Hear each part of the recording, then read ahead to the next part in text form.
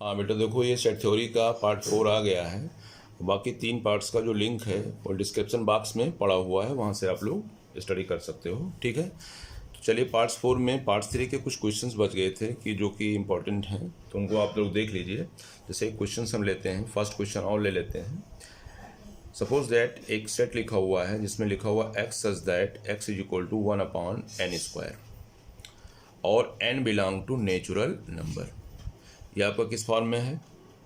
आपको चेंज करना है इसको रोस्टर फॉर्म में। ये आपको प्रॉपर्टी मेथड में लिखा, हमने समझाया था कि सच दैट के आगे जो कुछ लिखा है इस एलिमेंट की प्रॉपर्टी को रिप्रेजेंट करता है, तो इसको आपको रिप्रेजेंट करना है किसमें? रोस्टर फॉर्म में। और ये लिखा है आपका प्रॉपर्टी मेथड। तो अब क्या है देखिए, यहाँ n belong to natural number, मतलब जो क्वांटिटी n है वो नेचुरल नंबर में, और x इज इक्वल टू क्या है? 1/n²। तो पहले नेचुरल नंबर की फैमिली को बना लो। नेचुरल नंबर की फैमिली में कौन होंगे? 1 2 3 4 5 एंड सो ऑन।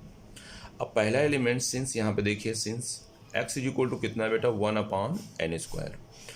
अब नेचुरल नंबर का पहला मेंबर जब डालेंगे तो x is equal to put, line से डालते जाइए, x is equal to 1 2 3 4 5 dot dot dot. तो पहला एलिमेंट जब x इज इक्वल टू डालेंगे तो 1/n², तो ये हो जाएगा 1/1², तो is equal to 1/1 equal to 1। ठीक है, फिर x इज इक्वल टू 1 पर यह आएगा, x इज इक्वल टू 2 पर देखिए 1/2², तो ये हो जाएगा 1/2 2 जा 4। x इज इक्वल टू 3 पे चेक करेंगे तो कितना आ जाएगा? x इज इक्वल टू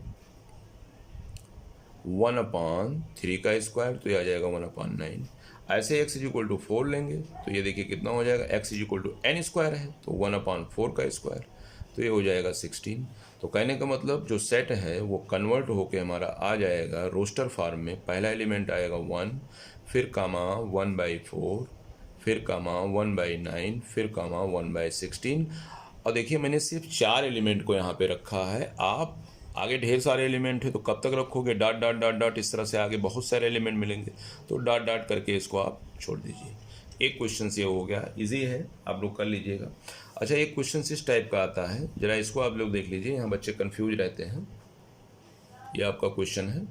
एक क्वेश्चन ये लिखा हुआ है, एक सेट दिया हुआ है C जिसमें लिखा हुआ है x such that x² - 5x + 6 equal to 0।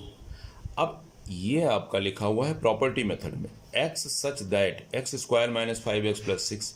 अब इसको सॉल्व करोगे तो x की क्या क्या वैल्यू आएंगे? तो इसमें कुछ नहीं करना है, वही लोअर क्लास का काम।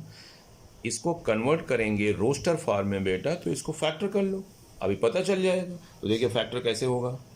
x² - 5x + 6, या फैक्टर जानते हो, x² - 3x, ठीक है, -2x प्लस का 6, x कॉमन ले लीजिए, x - 3 -2 कॉमन लेंगे, x - 3।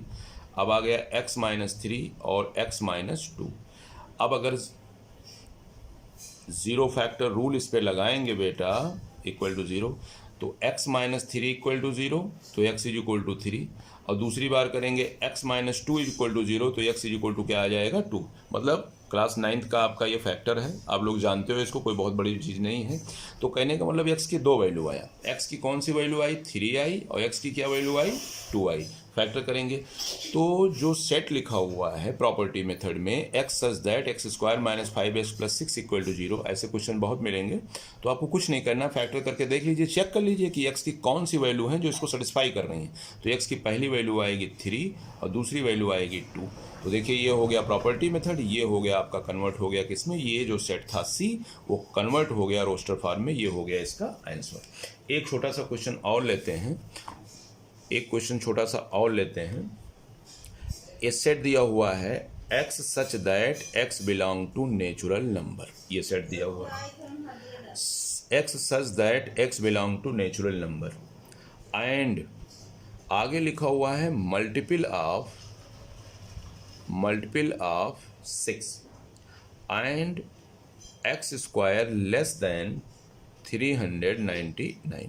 पहले क्वेश्चंस को ध्यान से देखो क्या कह रहा है, इसको रोस्टर फॉर्म में कन्वर्ट करना। क्वेश्चन कह रहा है x such that x belong to natural number, मतलब x हमारा कहाँ से आएगा? नेचुरल नंबर, एंड कंडीशंस और दिया हुआ है।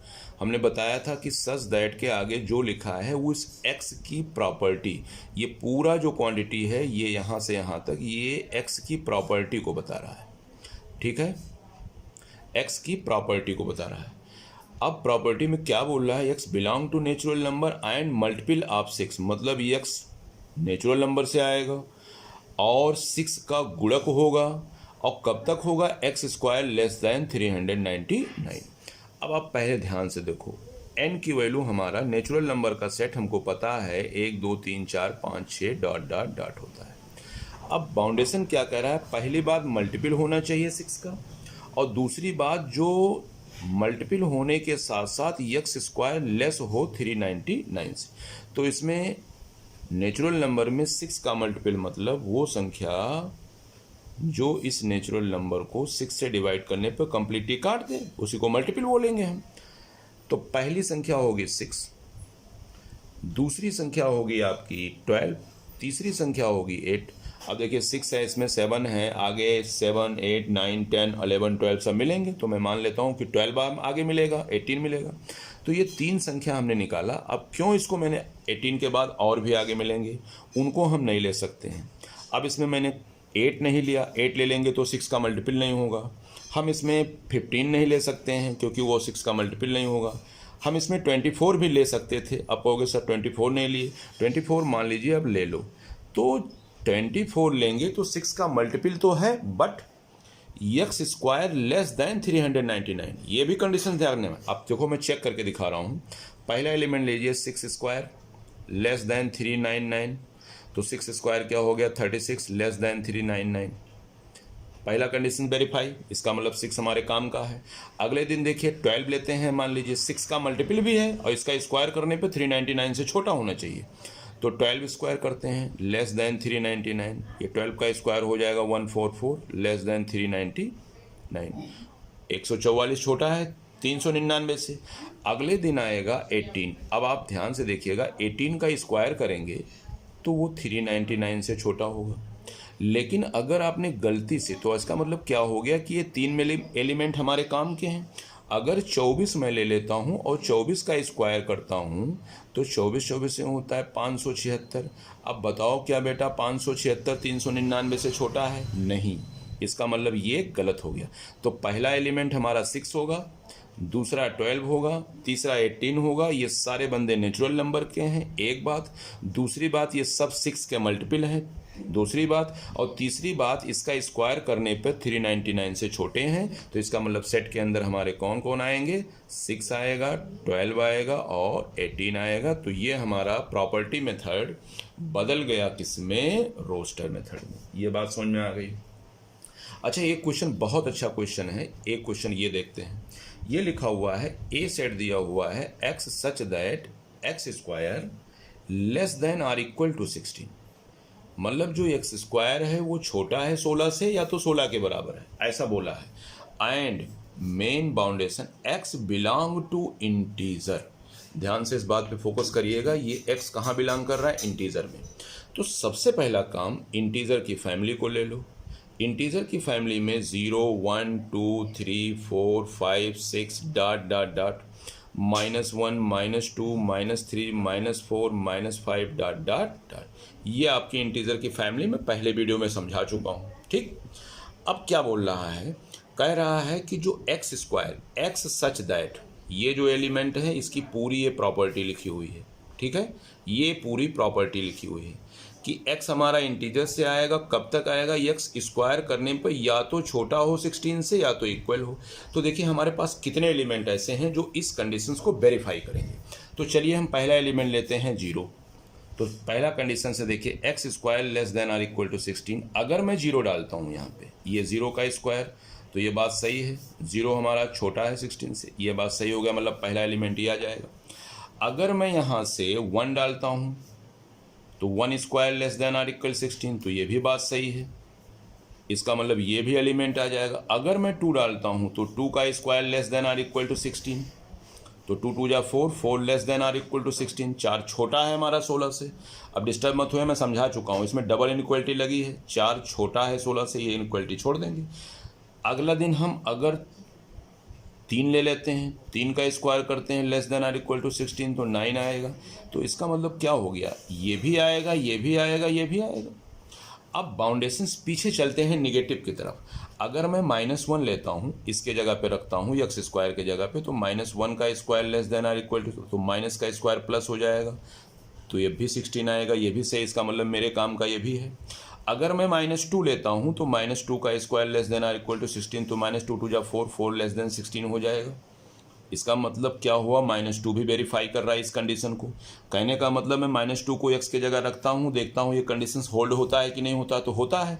तो कहने का मतलब ये भी आएगा, ये भी आएगा, ये भी आएगा। तो मेरे काम के कितने लोग हैं, यहाँ से लेके ये सारे लोग, ये सारे लोग, इतने लोग हमारे ऐसे हैं जो x square less than or equal to 16, मतलब इसको इनमें से किसी को यहाँ आप रखोगे एक्स के जगह पे, किसी को आप रखोगे तो इस कंडीशंस को होल्ड करेंगे। तो जो दिया गया हमारा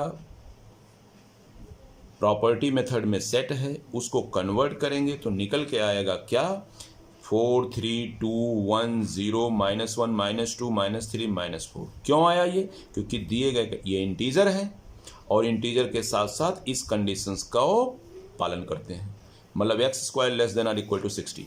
तो कहने का मतलब ये कन्वर्ट होने के बाद जो सेट आएगा एज इक्वल टू आएगा -4 -3 -2 -1 0 1 2 3 और 4।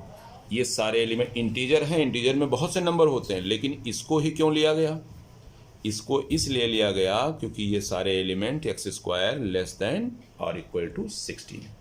क्लियर, ये बात क्लियर हो गई। नेक्स्ट, ऐसे ही छोटे छोटे क्वेश्चंस हैं, तो आप लोग इस क्वेश्चंस को कर लीजिएगा। बाकी बुक में भी जब आप लॉकडाउन के बाद बुक खरीदेंगे तो वहाँ से भी कुछ क्वेश्चंस मिलेंगे, तो उनको भी आप कर लीजिएगा, ठीक है। तो इस टाइप के क्वेश्चंस हो गए, और अब चलते हैं कुछ नए टॉपिक के बारे में बात करते हैं। सेट्स में नई टॉपिक के बारे में बात करते हैं। सेट्स में अगली टॉपिक होती है बेटा, ये तो था बेसिक। अब इसके बाद सेट की अगली टॉपिक शुरू होती है, kinds of set. Kinds of sets, समुच्चयों के प्रकार। अगला टॉपिक है समुच्चयों के प्रकार। राइटिंग ना पढ़ पाइएगा तो मेरी आवाज़ से लिख लीजिएगा, समुच्चयों के प्रकार, ठीक है। अब समुच्चय में कितने प्रकार के समुच्चय होते हैं, देखिए। पहला जो सेट का अब आप सीखने जा रहे हो, काइंड्स ऑफ सेट। अभी तक सेट आपने सीखा, अब सेट का काइंड सीखना है, सेट के टाइप्स को सीखना है, कितने टाइप्स के हमारे सेट होते हैं। पहला सेट की बात करते हैं, इसको बोलते हैं हम रिक्त समुच्चय, रिक्त या शून्य समुच्चय, रिक्त या शून्य समुच्चय। ये अंग्रेजी में इसको बोलते हैं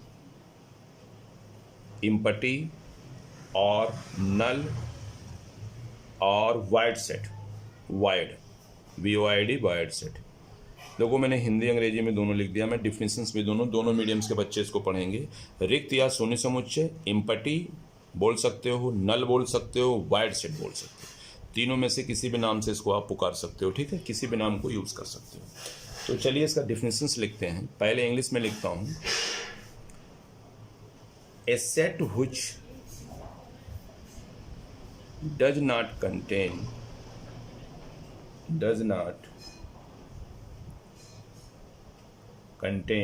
any element is called null set and denoted by phi और करली ब्रैकेट। ये था इंग्लिश का डिफिनेशंस। अभी मैं डिफिनेशन लिख दूं फिर समझाता हूँ। हिंदी में ऐसा समुच्चय जिसमें कोई भी अवयव ना हो, कोई भी अवयव ना हो, उसे हम रिक्त समुच्चय कहते हैं। रिक्त समुच्चय कहते हैं। इसे हम इसे हम फाई इसको फाई बोलते हो, या कर्ली ब्रैकेट मझला कोष्ठक या कर्ली ब्रैकेट द्वारा निरूपित करते हैं। ये थे दोनों मीडियम्स के लिए differences. A set which does not contain any element is called null set and denoted by phi. एक ऐसा समुच्चय जिसमें कोई भी अवयव ना हो। तो ये डिफिनेशन जो है नल सेट की, मैंने क्या लिखा, एक ऐसा सेट जिसमें कोई अवयव ना हो, मतलब उसमें कोई एलिमेंट हो ही ना, ऐसे सेट को हम क्या बोलते हैं, नल सेट। और नल सेट को डिनोट करने के लिए फाई यूज़ करते हैं, देख लीजिए सिंबल, या कर्ली ब्रैकेट बना देते हैं इस तरह से, ठीक है। वही बात इंग्लिश में लिखा हुआ है, ये set which does not contain any element is called null set and denoted by phi, और इस तरह से, ठीक है। अब इसके एग्जाम्पल की बात करते हैं, नल सेट किसे कहते हैं। फॉर एग्जाम्पल इसको आप लोग नोट्स में जरूर लिख लीजिएगा, डिफरेंसेस मैं इसीलिए लिखा रहा हूँ। पहला एग्जाम्पल देखो, सपोज करिए पहला एग्जाम्पल मैंने लिया, ए सेट लिया जिसमें लिख दिया x such that x does not equal to x.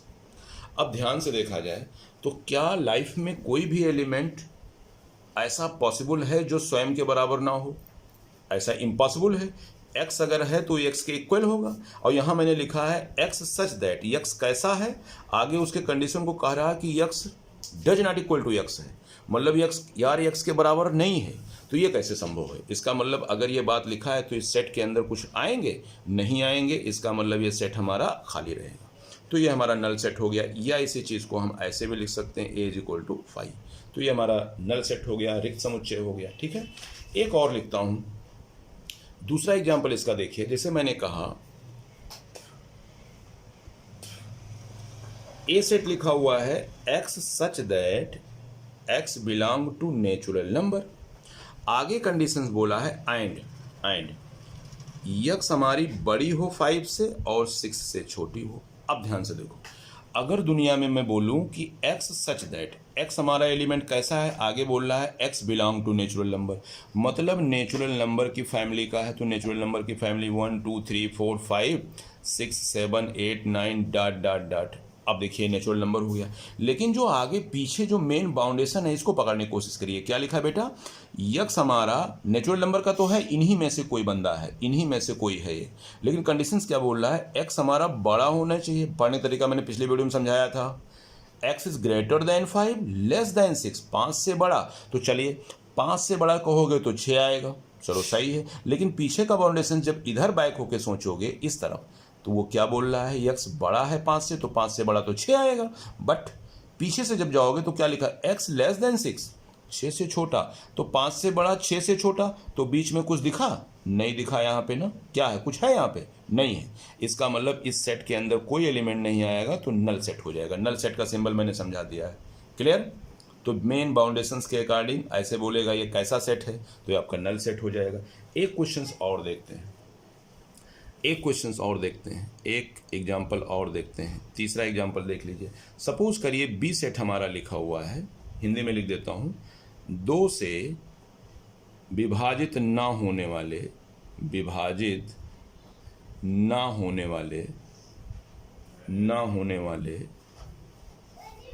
सभी सम संख्याएं। अब क्या तुम ही लोग बताओ, दुनिया में कोई ऐसी सम संख्या है जो 2 से विभाजित ना हो? तो इसका मतलब दुनिया में कोई भी ऐसी संख्या नहीं है, सम संख्या, जो 2 से विभाजित ना हो। और वो कह क्या रहा है, ये जो सेट लिखा है 2 से विभाजित ना होने वाले सभी सम संख्याएं। तो ऐसा कोई संख्या सम होगा कि जो 2 से ना कटे?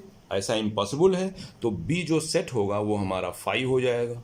चाहे आप ऐसे लिखो या इसी चीज़ को आप ऐसे भी लिख सकते हो, ये इस तरह से कर्ली ब्रैकेट, ठीक है भाई। जितनी भी दुनिया में सम संख्याएं हैं वो हर हाल में 2 से कटेंगी, और वो बोल क्या रहा है, 2 से विभाजित ना होने वाले, divisible by does not divisible by 2 even number. तो ऐसा इवन नंबर कहीं मिलेगा ही नहीं, तो इसका मतलब ये क्या हो जाएगा, हमारा 5 हो जाएगा।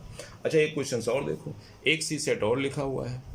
अब ये सब नल सेट का डिफिनेशन एग्जाम्पल बता रहा हूँ।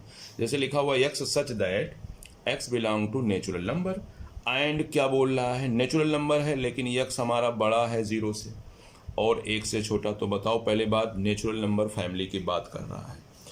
और नेचुरल नंबर की फैमिली में जीरो आता ही नहीं। जीरो तो हमारा होल नंबर में आता है, पीछे डिफिनेशन में देखिएगा लिखाया गया है।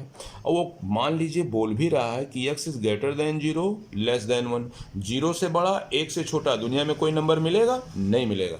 इसका मतलब सी घर हमारा क्या रहेगा, खाली रहेगा, इसके अंदर कोई भी एलिमेंट नहीं एंट्री करेगा। ठीक है। अच्छा एक क्वेश्चन और देखते हैं, एक एग्जाम्पल और देखते हैं। मान लीजिए डी सेट हमने ले लिया, उसमें लिखा हुआ है x such that x is a man living on the moon, living on the moon। तो आप लोगों को बात समझ में आ गई। क्या दुनिया में कोई ऐसा व्यक्ति होगा जो चांद पे रहता है? ऑक्सीजन है ही नहीं तो कैसे रहेगा भाई? तो ना दुनिया में कोई ऐसा आदमी होगा कि जो चांद पे रहे। तो जब नहीं होगा आदमी तो क्या होगा, डी सेट हमारा क्या हो जाएगा, एम्प्टी हो जाएगा, खाली हो जाएगा। चाहे आप ऐसे लिखो या इसी चीज़ को कहीं कहीं ऐसे भी दिखाते हैं। ठीक, क्लियर। एक क्वेश्चन और लेते हैं। जैसे आपसे कह दिया जाए, बाय द वे मान लीजिए आपसे ये कहा जाए, एक क्वेश्चन में और लेता हूँ, एक सेट और देखते हैं। मान लीजिए के सेट है हमारा, के सेट में लिखा है हॉर्सेस विद हॉर्न। हॉर्सेस, इसे एग्जाम्पल आप लोग नोट कर लीजिएगा, हॉर्सेस विद हॉर्न। ये थोड़ा व्यवहारिक एग्जाम्पल मैंने जानबूझ के लिया है क्योंकि थोड़ा इंटरेस्ट आ जाए। हॉर्सेस विद हॉर्न मतलब दुनिया में वो घोड़ा जिसके सींग हो, दुनिया में वो घोड़ा जिसके सींग हो। कोई ऐसा हॉर्स होगा जिसके सींग होती है। आप लोगों ने देखा हो तो मुझे बता देना, मैंने तो नहीं देखा इसलिए मैं इसको फाई कर देता हूँ। ना मेरा घोड़ा आएगा सींग वाला, ना इसके अंदर कोई घोड़ा बैठेगा। तो इसका मतलब कोई भी ऐसा लाइफ में घोड़ा नहीं मिल सकता है पृथ्वी पर जिसके सींग हो। तो यहाँ मैंने लिखा हॉर्सेस विद हॉर्न, मतलब ऐसा घोड़ा मुझे लेना जिसके सींग हो। तो जब घोड़ा के पास सींग होगा तब तो आएगा घोड़ा मेरा इस सेट के अंदर। तो जब इसका मतलब क्या हो गया, ये हमारा के सेट एम्प्टी सेट हो जाएगा। क्लियर, खाली हो जाएगा, नल सेट हो जाएगा। एक और ले लेते हैं। जैसे सपोज करिए, मैंने कहा एक एग्जाम्पल और, लास्ट एग्जाम्पल है नल सेट का, क्योंकि यही सब आपको करना है। मान लीजिए ए सेट लिखा हुआ है बेटा x such that x square is equal to 9 and 3x plus 7 equal to 0। ध्यान से बात को सुनिए, ये आपका कह रहा है क्या ये सेट इम्पटी है? तो चेक करिए, कह रहा है x square is equal to 9 and 3x plus 7 equal to 0 है। तो पहले मैं चेक करूंगा कि x square is equal to, अगर मैं 9 लेता हूं तो x की दो वैल्यू निकलेगी, 9 का रूट लेंगे तो x इज इक्वल टू क्या आ जाएगा बेटा, प्लस माइनस 3। क्लियर, ये बात समझ में आ गई। अब देखिए, अगर x की वैल्यू 2 निकल के आई, इसका मतलब x की वैल्यू एक 3 आई और x की वैल्यू एक -3 आई। क्या ये दोनों वैल्यू यहाँ रखने पर 0 आती है? चेक करते हैं। x इज इक्वल टू अगर 3 लेंगे तो क्या हो जाएगा, 3x प्लस 7 इक्वल टू 0 देखते हैं आता है। तो 3 इंटू 3 प्लस 7 इक्वल टू 0, 3 3 जा 9, 9 6 16 डज नॉट इक्वल टू 0। इसका मतलब x की वैल्यू 3 डालने पर 0 नहीं आएगा, -3 डालने पर भी 0 नहीं आएगा। 3 डालो या -3 डालो, किसी भी कंडीशंस में 0 नहीं आएगा। तो क्या मतलब हो गया कि जो लिखा गया है x such that x square plus 9 and 3x plus 7, मतलब जो वैल्यू x की यहाँ से निकालो उसको यहाँ पे डालो, डालने के बाद अगर ये सेटिस्फाई हो जा रहा है तो कोई एलिमेंट मिला। तो कोई भी x का, अरे x के दो ही वैल्यू आए, 3 आए और -3, और 3 और -3 को बेटा अगर यहाँ 3 रखोगे तो 16 आएगा, -3 रखोगे तो -2 आ जाएगा। तो इसका मतलब 0 किसी भी कंडीशन में नहीं आएगा। तो ये सेट क्या हो जाएगा, इम्पटी हो जाएगा। तो आप ए सेट को क्या लिख लोगे, फाई, ये इम्पटी सेट हो जाएगा। क्लियर। तो ये था सारे नल सेट। तो नल सेट मैंने आपको समझाया, नल सेट के काफ़ी एग्जाम्पल लिए, आपके बुक्स में भी कई एग्जाम्पल मिलेंगे। आपको ऐसे देखना है कि कौन सा नल सेट है। तो एक ऐसा सेट जिसके अंदर कोई भी एलिमेंट ना हो, इसके अंदर कोई एलिमेंट नहीं है, ठीक, तो ये आपका नल सेट हो गया। क्लियर हो गई। अच्छा, कभी कभी बच्चा कंफ्यूज रहता है तो मैं नोट में इसको दे देता हूँ। नल सेट मतलब ये नहीं, जैसे नोट में इसको लिख लीजिए, जैसे अभी अगला सेशन मैंने बाय द वे मैंने कह दिया इस तरह से, ये नल सेट नहीं है कि 0 आ गया सर वो नल सेट, नो। अभी ये अगले टॉपिक में आएगा, इसको सिंगलटन सेट बोलेंगे। तो 0 मतलब नल सेट का मतलब कोई भी एलिमेंट इसके अंदर ना हो, ठीक। अब चलते हैं अगला देखते हैं। अगला आप आ जाइए एकल समुच्चय बेटा। नेक्स्ट आता है एकल समुच्चय। एकल समुच्चय, एकल समुच्चय इसको बोलते हैं सिंगलटन सेट। क्या बोलते हैं इसको? सिंगलटन सेट, ये होता है। ठीक है, एकल समुच्चय हो गया सिंगलटन। अब चलिए इसकी डिफिनेशंस की बात करें। पहले इसका डिफिनेशन मैं दे दूं। ए सेट containing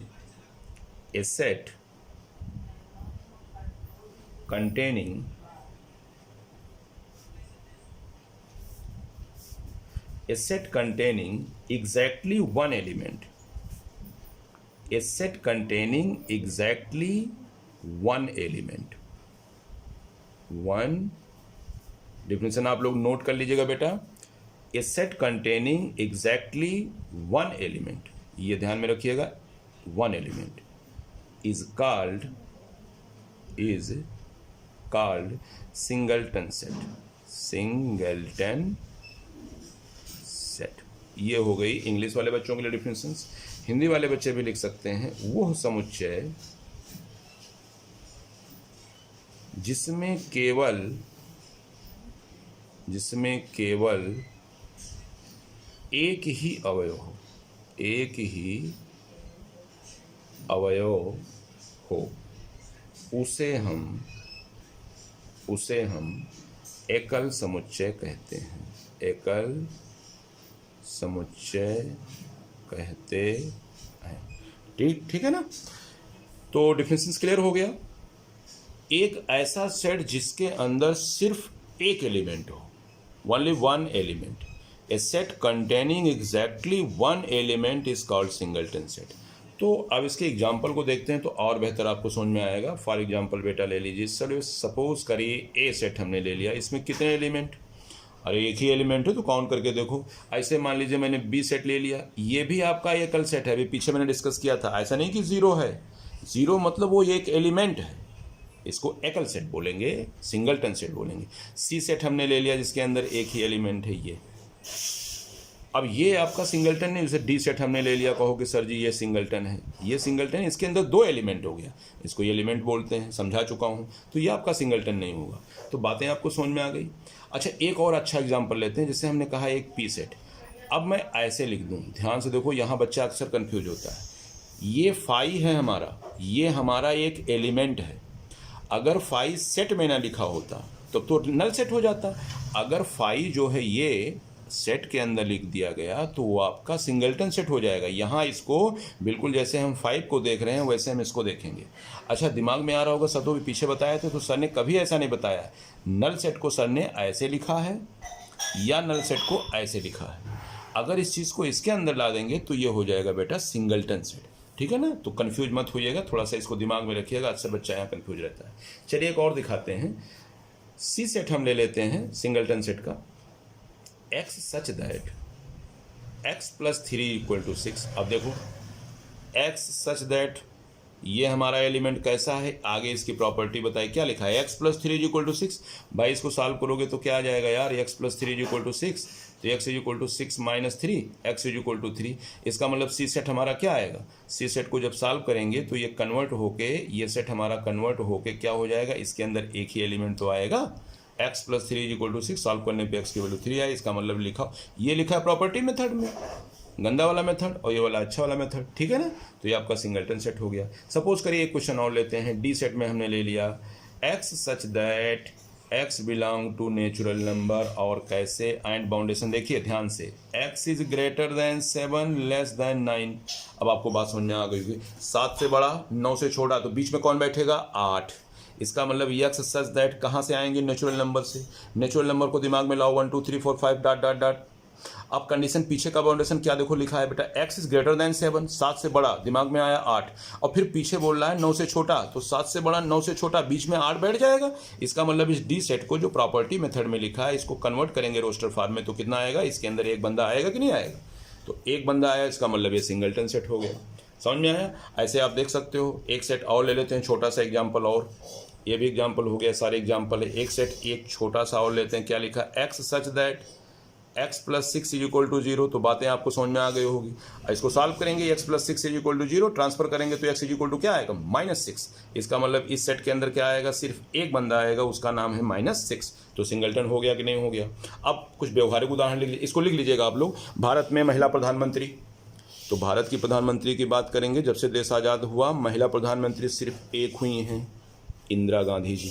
तो इंदिरा गांधी प्रधानमंत्री तो बहुत हुए हैं, लेकिन महिला प्रधानमंत्री जो शब्द है उसमें वो सिंगलटन हो जाएगा, एक सिर्फ महिला प्रधानमंत्री हुई हैं।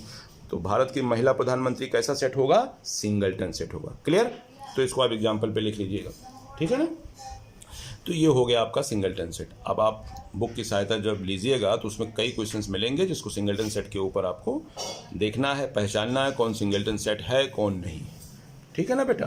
अब आगे चलते हैं इसके बाद बेटा जी, और आगे चलते हैं इसके बाद फाइनाइट सेट। सिंगलटन समझ में आ गया, a set containing exactly one element. तो आप पहचान जाओगे, सॉल्व कर लीजिएगा, पता चल जाएगा, ठीक। नेक्स्ट आते हैं आप फाइनाइट सेट। फाइनाइट, नेक्स्ट आते हैं बेटा फाइनाइट सेट। इसको हिंदी में बोलते हैं परिमित समुच्चय। परिमित समुच्चय, वैसे आसान है, कोई दिक्कत नहीं है आपको ये। तो पहले डिफिनेशन लिख लें। ए सेट, देखिए, ए सेट whose element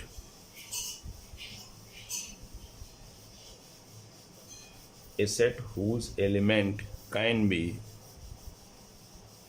calculated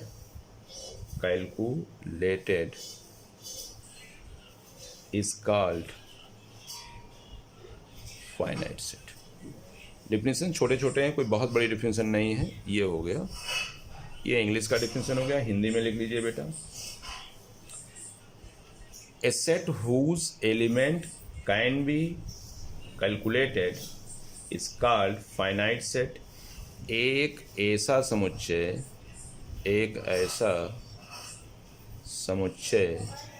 जिसके अवयवों की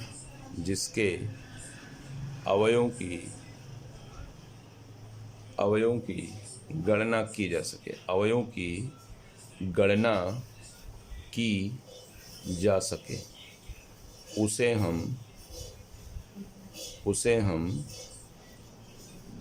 परिमित समुच्चय कहते हैं। राइटिंग ना समझ पाइएगा तो आवाज़ से डिफिनेशन लिख लीजिएगा, आवाज़ क्लियर होगी। हम परिमित समुच्चय कहते हैं। तो छोटी सी डिफिनेशन है, क्या कहा इसने, ध्यान से देखो। A set whose element can be calculated is called finite set। एक ऐसा समुच्चय जिसके अवयवों की गणना हम कर ले जाएं, मतलब ऐसे भी बोल सकते हो every countable set is called finite set. मतलब दुनिया में ऐसा सेट मिले जिसको हम काउंट कर लें, उसके एलिमेंट को काउंट कर लें कितने लोग हैं। जैसे फॉर एग्जांपल मैं दिखाता हूँ, ए सेट हमने लिया, 2 ले लिया, 4 ले लिया, 6 ले लिया, 8 ले लिया, 10 ले लिया। तो मैं इसको यार काउंट करने बोलोगे तो कहोगे सर 1 2 3 4 5 एलिमेंट है, काउंटेबल है। तो काउंटेबल है तो फाइनाइट सेट हो गया। अगर मैं बी ले लूँ, बी में ले लिया मैंने A B C dot dot dot, तो ये भी आपका काउंटेबल है। डॉट डॉट का मतलब ऐसा नहीं होगा, क्योंकि इंग्लिश के अल्फ़ाबेट सिर्फ 26 होते हैं, लास्ट में जेड ही आएगा, काउंटेबल है इसमें 26 आएंगे और इसमें कितने हैं 5 हैं, तो काउंटेबल हो गया। ऐसा नहीं कि डॉट डॉट देख लो तो अनकाउंटेबल हो गया, गणना नहीं कर पाओगे, इंग्लिश अल्फ़ाबेट है 26 ही आएंगे। अब ऐसा सेट जिसके एलिमेंट को हम काउंट कर ले जाएं, मतलब काउंटिंग में हमको पता चल जाए कि कितने लोग हैं, तो उसको क्या बोलोगे आप, फाइनाइट सेट बोलोगे, ठीक है ना। अब नेक्स्ट इसका आता है इनफाइनाइट। सिंपल सा छोटा सा डिफिनेशन था, मतलब एक ऐसा सेट जिसके एलिमेंट को हम काउंट कर ले जाए, और जब एलिमेंट को काउंट कर ले जाओगे तो आपका काउंटेबल हो जाएगा, और काउंटेबल हो जाएगा तो वो आपका फाइनाइट सेट हो जाएगा। अब आता है infinite set. Infinite set, infinite set, infinite set, इसको बोलते हैं अपरिमित समुच्चय। अपरिमित समुच्चय, अपरिमित समुच्चय, ठीक है, अपरिमित समुच्चय। अब इसकी डिफिनेशन की बात करें, ए set whose element cannot calculated is called infinite set। infinite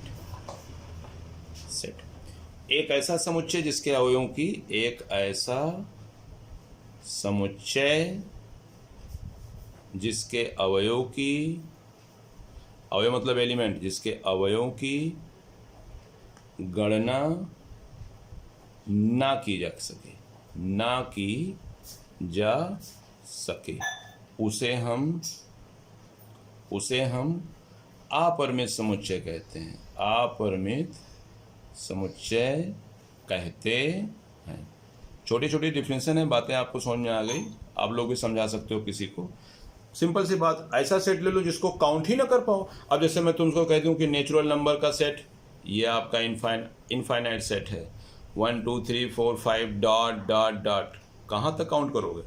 बोलोगे सर 2 ट्रिलियन 3 ट्रिलियन 10 खरब 20 खरब, तो 20 खरब के आगे भी तो होगा, तो ये काउंट नहीं हो सकता है। तो ये डॉट डॉट लगा हुआ है, और वैसे भी मोटी मोटी दिमाग में रखो बेटा, डॉट डॉट जहाँ लगा होगा वो आपका अनकाउंटेबल सेट हो जाएगा, उसको काउंट नहीं कर पाओगे। होल नंबर का सेट, स्टार का सेट, ब्रह्मांड में यूनिवर्स में जो स्टार हैं उनका कलेक्शन कर सकते हो? नहीं कर सकते हो। अच्छा, पहले मेरे टाइम में जब पढ़ाई होती थी तो सर में बाल का समुच्चय जब पूछा जाता था कि हेड में जितने भी हेयर हैं, बाल हैं, उनका कैसा होगा, फाइनाइट होगा क्या इनफाइनाइट? तो उस समय साइंटिफिक इंस्ट्रूमेंट इतना डेवलप नहीं था, तो हम लोग उसको इनफाइनाइट लिखते थे कि सर के बाल को काउंट नहीं किया जा सकता। लेकिन अब ऐसे ऐसे इंस्ट्रूमेंट आ गए हैं कि उसको काउंट किया जा सकता है। तो अब प्रेजेंट टाइम में मेरे हिसाब से सर में बाल का जो सेट है वो फाइनाइट सेट हो जाएगा। क्यों? काउंट कर सकते हो। अब ब्रह्मांड में स्टार का नहीं कर सकते हो, तो जिसको काउंट ना कर सको, अब जैसे होल नंबर का सेट, होल नंबर का set 0 1 2 3 4 5 dot dot dot dot, ये होल नंबर का सेट हो गया। अब होल नंबर का सेट कहाँ काउंट कर सकते हो? सभी इंटीजर्स का सेट नहीं काउंटेबल है, ठीक है ना। और भी बोल सकते हैं एग्जाम्पल, हम इनफाइनाइट में बोल सकते हैं। जैसे आप कह दिया जाए, एक सेट हम लेते हैं, एग्जाम्पल सब नोट कर लीजिएगा। आप एक सेट लेते हैं, this set of all points in a plane, second year में चैप्टर भी है आपका। एक प्लेन ले लो भाई, प्लेन में जितने भी पॉइंट्स हैं उनका आप कलेक्शन कर सकते हो, वो इनफाइनाइट होंगे, वो कहाँ काउंटेबल है? अब तुम कहोगे सर जी हम तो काउंट कर लेंगे, तो कर लेना, तो मुझे बता देना, ठीक है ना। तो ऐसे में दिखाया इतना है, बहुत से बनेंगे। तो ये the set of all points in a plane, किसी भी प्लेन में पॉइंट्स का जो कलेक्शन होता है वो इनफाइनाइट सेट होता है। अच्छा, एक और होता है सी क्या होता है? This set of concentric circle, the set of, ये सब सीबीएसई का है, क्वेश्चन हैं जो मैं बता रहा हूँ। This set of concentric circle, concentric circle, concentric, this set of concentric circle. अब कंसेंट्रिक सर्किल क्या होता है? एक सर्किल, सेंटर यहाँ, फिर एक, फिर एक, फिर एक, फिर एक। तो कंसेंट्रिक सर्किल को काउंटेबल नहीं कर सकते हो, पता नहीं कितने होंगे, ऐसे ऐसे अभी दिख रहा है यहाँ पे 4, ऐसा नहीं होता है, आप घुमाते चले जाओगे कंसेंट्रिक सर्किल हो जाएगा, ठीक है ना ये बात। तो काउंट कर ले जाओ, वो आपका फाइनाइट सेट, जिसके एलिमेंट को काउंट कर ले जाओ वो फाइनाइट सेट, जिसके एलिमेंट को हम काउंट ना कर पाए वो आपका इनफाइनाइट सेट। सीधी सी बात, 2 लाइन का डिफिनेशन, इतना मैंने समझा दिया है, क्लियर हो गया। अब एक आता है कार्डिनल नंबर। कार्डिनल नंबर, एक छोटा सा डिफिनेशन और देखिए। कार्डिनल नंबर कोई डिफिनेशन नहीं है, इसको बोलते हैं समुच्चय की गणन संख्या। हिंदी में भी लिख दूं, छोटा सा एक नोट है ये, समुच्चय की गणन संख्या। गणन संख्या ये क्या होता है यार? दुनिया में जैसे एक सेट लिया हमने, लिखा 2 4 6 8, 2 4 6 है। अब काउंट करो इसमें कितने लोग हैं, 1 2 3 4। तो इसको लिखने का तरीका है नंबर ऑफ ए। ध्यान से देखो, जो सेट यहाँ रहेगा उसको एन लगा देंगे, number of edge equal to 1 2 3 and 4, ये हो जाएगा इसका कार्डिनल नंबर। इसको बोलते हैं कार्डिनल नंबर। ये आगे ज़रूरत पड़ेगी जब मैं वेन डायग्राम पढ़ाऊंगा तब। जैसे मान लीजिए 20 सेट ले लें, इसमें ले लिया बेटा A B C D E F, तो क्या हो जाएगा 1 2 3 4 5 6, इसका cardinal number, number of B is equal to क्या लिखेंगे 6, जो सेट रहेगा वो लिखेंगे number of B is equal to 6। Count कर लीजिए इसमें कितने लोग हैं, ठीक है ना। तो ये हो जाएगा आपका। ऐसे C लिख लें, वाबेल, वाबेल, तो वाबेल आपको पता है ना 5 ही होते हैं, तो नंबर ऑफ C कितना आएगा 5, AEIOU, ठीक है ना।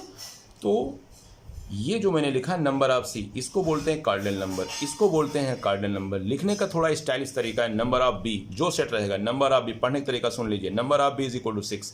6 क्या है, इसके एलिमेंट, इनको एलिमेंट बोलते हैं। जो ये लिखा हुआ है इनको एलिमेंट बोलते हैं। अब वावेल लिखा है, वावेल में कितने एलिमेंट होंगे, ए होगा, ई होगा, आई होगा, ओ होगा, यू होगा। तो देखो आप 5 ही तो होंगे, 1 2 3 4 5। कामा लगा लीजिएगा यार, मैं भूल जाता हूँ। ये हो गया, ठीक है ना। तो कार्डिनल नंबर कैसे लिखा जाता है ये लास्ट में है, फिर बाद में काम आएगा। थोड़ा सा छोटा सा डेफिनेशन था, इसको आप लोग ध्यान से देखिए। क्लियर। अब एक डेफिनेशन और बचता है बेटा, तो उसको मैं नेक्स्ट वीडियो में बता दूंगा, ठीक है। ओके।